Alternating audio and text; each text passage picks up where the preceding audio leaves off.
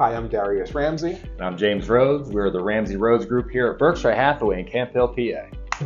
All right, so today is going to be a little bit of a fun topic because some of these things will be very, very surprising because they were quite surprising for us. So we're going to talk about basically the recovery costs for renovations, rehabilitations, and just some general maintenance and DIY projects that people tend to do across the United States.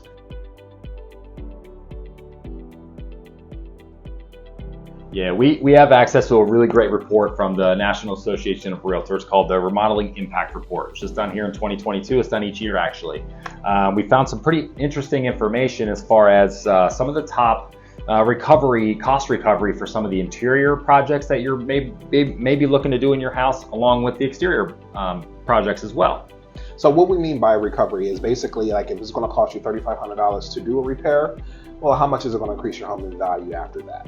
And again, we found some pretty interesting information, and a lot of you may simply think that it's as easy as remodeling your kitchen, bathrooms, the very typical things, the things you may see on the Love It or List It world, anything on HGTV, of course.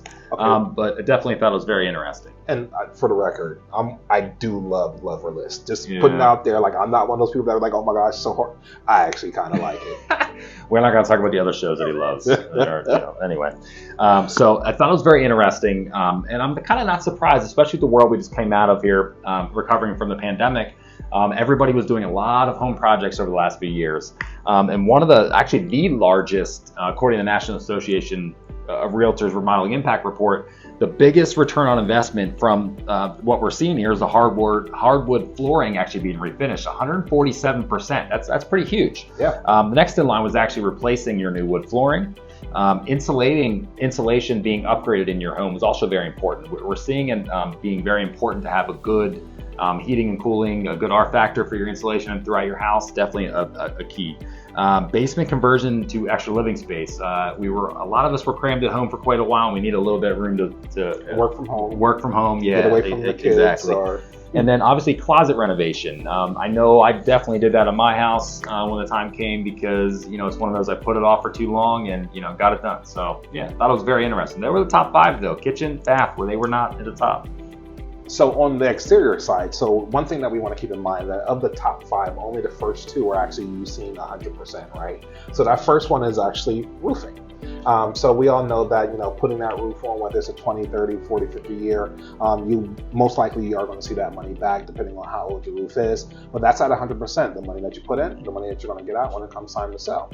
Number 2, garage door. So James and I are kind of back and forth on this one. Surprised by that one. It is very surprising, but at the end of the day, it's one of those low-cost repairs that just adds a tremendous amount of value for your curb appeal. So when I kind of think of it in that context, I can see why you will get 100% return on that. Totally, yeah. So number 3 was, I'm going to lump 3, 4, and 5 together because it all has to do with, 3 and 4, because it all has to do with siding. Fiber cement siding is at 86%, vinyl siding is at 82%. And last in the top 5 is vinyl windows, where people are saying about a 67% return when it comes to the value add. If you spent $10,000 on windows, you're looking at about $6,700 in value add there. Absolutely. And guys, we tell everybody, every single situation, every seller, every buyer is a unique situation. So, these rules may not apply to every single property. So, you may spend money on one of these items to get done to your home and expecting to see some sort of return, but you got to be conscious to your neighborhood, what's going on around you, and that's where we come in. We want to coach you on what's going on in the real estate market and talk about these things because you don't want to over improve, you want to overdo all this stuff on top of doing the big ticket things, the kitchens and baths, all the flashy things.